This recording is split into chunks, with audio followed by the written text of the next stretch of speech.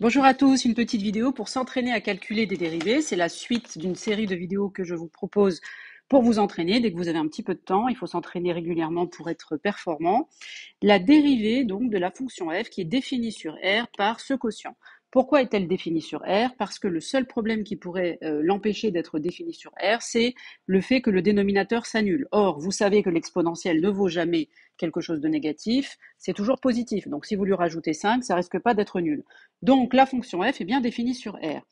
On indique qu'elle est dérivable comme quotient de fonction dérivable dont le dénominateur ne s'annule pas. Vous n'avez qu'à apprendre la phrase par cœur et vous l'écrivez à chaque fois que vous voyez un quotient et que les conditions sont réunies, évidemment.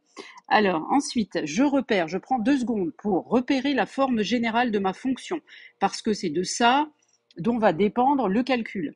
C'est bien de la forme 1 sur u, donc je repère que c'est 1 divisé par une certaine fonction. Je dis bien que la fonction u, c'est celle que j'ai repérée, c'est-à-dire le dénominateur, exponentielle x plus 5.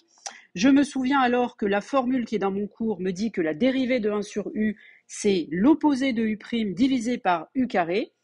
Donc, une fois que j'ai bien repéré tout ça, je calcule u', parce que je vois bien que j'en ai besoin dans le calcul de ma dérivée. Donc, comment j'ai fait pour calculer u'?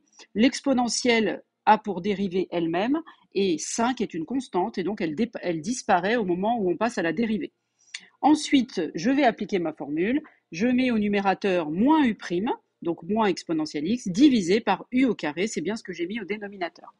Voilà, j'en ai fini avec cette vidéo. J'espère qu'elle vous a plu, qu'elle vous a aidé. Je vous dis à très bientôt pour une prochaine vidéo.